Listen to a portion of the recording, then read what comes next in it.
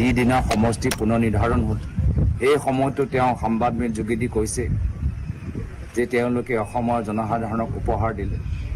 কি উপহাৰ হ'ল? জনসাধাৰণৰ যে মূল অধিকাৰ, সংবিধানত উল্লেখিত মূল অধিকাৰ, পঞ্চায়তৰ ভিতৰত নিজৰ প্ৰতিনিধি বাছি দিয়া সেই মূল অধিকাৰ, এই অধিকাৰটোৱে আজি মুখ্যমন্ত্ৰী হিমন্ত বিশ্ব শৰ্মা ডাঙৰীয়া কাঢ়ি লৈ গ'ল। সমষ্টি পুনৰ নিৰ্ধাৰণ অসমৰ এটাও জনগোষ্ঠী জনজাতিক সহায় কৰা নহয়। মাত্ৰ বিজেপি দলৰ নিজৰ ব্যক্তিগত স্বাৰ্থ চাই তেওঁলোকৰ ভোট বেংক, ভোট ক'ত আছে সেইখিনি কৰা স্বত্তেও সেই উদ্দেশ্য লৈ তেওঁলোকে আগবাঢ়ি গ'ল আৰু যাৰ ফলত তেওঁলোকৰ নিজৰ ব্যক্তিগত স্বাৰ্থৰ বাবে সমষ্টি পুনৰ নিৰ্ধাৰণ কৰাৰ কাৰণে আজি তাৰিখত আমি পঞ্চায়ত নিৰ্বাচন পাতিবলৈ আজি এই বৰ্তমান চৰকাৰ বিফল হৈছে। ইয়াৰ মূল যে খলনায়ক হৈছে হিমন্ত বিশ্ব শৰ্মা ডাঙৰীয়া আৰু ইয়াৰ প্ৰতিশোধ ৰাজনৈতিকভাৱে আগন্তুক দিনত অসমৰ জনসাধাৰণে ল'ব। কংগ্ৰেছে ইয়াত জড়িত হোৱাই নাই। আমাৰ দলৰ যদি আমাৰ দলৰ নামত পেটিশ্যন আছে দেখাই দিয়ক। নিজৰ ব্যৰ্থতা লুকাবলৈ চেষ্টা কৰিছে। কংগ্ৰেছ দলৰ পৰা কোনোবাই দিছে নেকি? পেটিশ্যনাৰটো নহয়। আমাৰ জিলা কংগ্ৰেছে দিছে নেকি কেছ? প্ৰদেশ কংগ্ৰেছে কেছ দিছে নেকি? আৰু যদি যিসকলে দিছে তেওঁলোকৰ কথাত যদি কোনো মেৰিট নাথাকিলেহেঁতেন, কোনো যুক্তি নাথাকিলেহেঁতেন, তেতিয়াতো হাইকোৰ্টে লগে লগে কেছখিনি ৰিজেক্ট কৰিলেহেঁতেন। কেছ ৰিজেক্ট নহ'ল, কেছ ওপৰত হিয়াৰিং হ'ল, অৰ্ডাৰ ৰিজাৰ্ভ হৈ আছে। তাৰমানে কিবা যুক্তি আছে, কিবা প্ৰমাণ আছে, সকলোৱে দেখিছে। তাতো ক'বলগীয়া কি আছে যে আজি এনেকুৱা কিছুমান পঞ্চায়ত তেওঁলোকে যোগ কৰিছে য'ত মানুহবোৰ ন্যায় বিচাৰিবলৈ 30 কিলোমিটাৰ 40 কিলোমিটাৰ যাব লাগিব। সমষ্টিৰ ভিতৰৰ পৰা মাজৰ এটা টুকুৰা তেওঁলোকে ওলাই বেলেগ বিধানসভা সমষ্টিত যোগ কৰি দিছে। 3টা পঞ্চায়তৰ টুকুৰা কৰি নতুন পঞ্চায়ত তেওঁলোকে সৃষ্টি কৰিছে। তে এইখিনি কাম কোনে কৰিছে? এইখিনি কাম চৰকাৰে কৰিছে আৰু প্ৰথম দিনতে ইয়াৰ গোটেই দায়িত্ব হিমন্ত বিশ্ব শৰ্মা ডাঙৰীয়া লৈছে। সেই সময়তো তেওঁ কি কৈছিল যে আমি অসমৰ জনগোষ্ঠী জনজাতিৰ কাৰণে ডাঙৰ কাম কৰি গ'লো। কি কাম কৰি গ'লো? জনগোষ্ঠী জনজাতি নিজৰ এটা পঞ্চায়ত প্ৰতিনিধি বাচিব নোৱাৰে।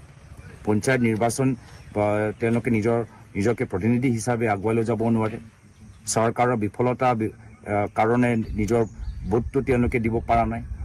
তো সেইকাৰণে ইয়াৰ মুখ্যমন্ত্ৰী মহোদয় আজি তেওঁ যদি এখন চৰকাৰ যদি সংবিধানত লিখা থকা পঞ্চায়ত নিৰ্বাচনে আয়োজন কৰিব নোৱাৰে, তো চৰকাৰ কিয় আছে? চৰকাৰৰ মূল কাম হৈছে যে সংবিধানৰ ভিতৰত উল্লেখিত অধিকাৰবোৰ ৰাইজে পাব লাগে।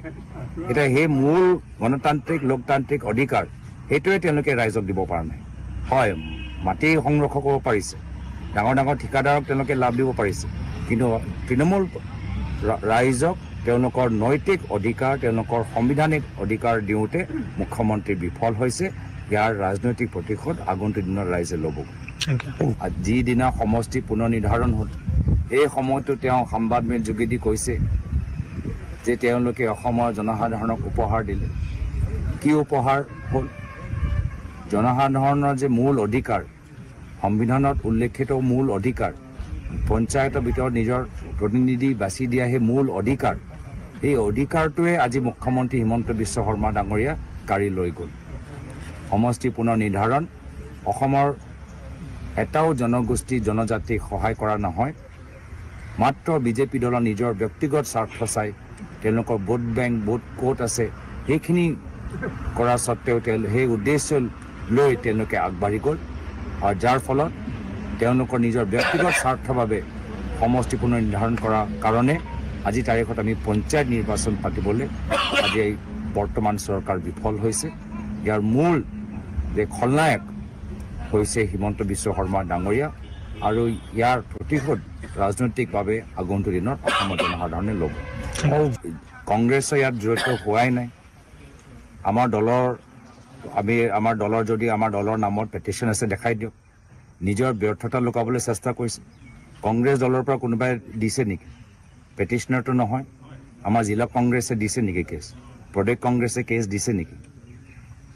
আৰু যদি যিসকলে দিছে তেওঁলোকৰ কথাত যদি কোনো মেৰিট নাথাকিলেহেঁতেন, কোনো যুক্তি নাথাকিলেহেঁতেন, তেতিয়াতো হাইকোৰ্টে লগে লগে কেছখিনি ৰিজেক্ট কৰিলেহেঁতেন। কেছ ৰিজেক্ট নহ'ল, কেছ ওপৰত হিয়াৰিং হ'ল, অৰ্ডাৰ ৰিজাৰ্ভ হৈ আছে, তাৰ মানে কিবা যুক্তি আছে, কিবা প্ৰমাণ আছে। সকলোৱে দেখিছে, তাতো ক'বলগীয়া কি আছে যে আজি এনেকুৱা কিছুমান পঞ্চায়ত তেওঁলোকে যোগ কৰিছে য'ত মানুহবোৰ ন্যায় বিচাৰিবলৈ 30 কিলোমিটাৰ 40 কিলোমিটাৰ যাব লাগিব। সমষ্টিৰ ভিতৰৰ পৰা মাজৰ এটা টুকুৰা তেওঁলোকে ওলাই বেলেগ বিধানসভা সমষ্টিত যোগ কৰি দিছে। 3টা পঞ্চায়তৰ টুকুৰা কৰি নতুন পঞ্চায়ত তেওঁলোকে সৃষ্টি কৰিছে। তে এইখিনি কাম কোনে কৰিছে? এইখিনি কাম চৰকাৰে কৰিছে। আৰু প্ৰথম দিনতে ইয়াৰ গোটেই দায়িত্ব হিমন্ত বিশ্ব শৰ্মা ডাঙৰীয়া লৈছে। সেই সময়তো তেওঁ কি কৈছিল যে আমি অসমৰ জনগোষ্ঠী জনজাতিৰ কাৰণে ডাঙৰ কাম কৰি গ'লো। কি কাম কৰি গ'লো? জনগোষ্ঠী জনজাতি নিজৰ এটা পঞ্চায়ত প্ৰতিনিধি বাচিব নোৱাৰে। পঞ্চায়ত নিৰ্বাচন তেওঁলোকে নিজকে প্ৰতিনিধি হিচাপে আগুৱাই লৈ যাব নোৱাৰে। চৰকাৰৰ বিফলতা কাৰণে নিজৰ ভোটটো তেওঁলোকে দিব পৰা নাই। তো সেইকাৰণে ইয়াৰ মুখ্যমন্ত্ৰী মহোদয় আজি তেওঁ যদি এখন চৰকাৰ যদি সংবিধানত লিখা থকা পঞ্চায়ত নিৰ্বাচনে আয়োজন কৰিব নোৱাৰে, তো চৰকাৰ কিয় আছে? চৰকাৰৰ মূল কাম হৈছে যে সংবিধানৰ ভিতৰত উল্লেখিত অধিকাৰবোৰ ৰাইজে পাব লাগে। এতিয়া সেই মূল গণতান্ত্ৰিক লোকতান্ত্ৰিক অধিকাৰ সেইটোৱে তেওঁলোকে ৰাইজক দিব পৰা নাই। হয়, মাটি সংৰক্ষণ কৰিব পাৰিছে, ডাঙৰ ডাঙৰ ঠিকাদাৰক তেওঁলোকে লাভ দিব পাৰিছে, কিন্তু তৃণমূল ৰাইজক তেওঁলোকৰ নৈতিক অধিকাৰ তেওঁলোকৰ সাংবিধানিক অধিকাৰ দিওঁতে মুখ্যমন্ত্ৰী বিফল হৈছে। ইয়াৰ ৰাজনৈতিক প্ৰতিশোধ আগন্তুক দিনত ৰাইজে ল'ব।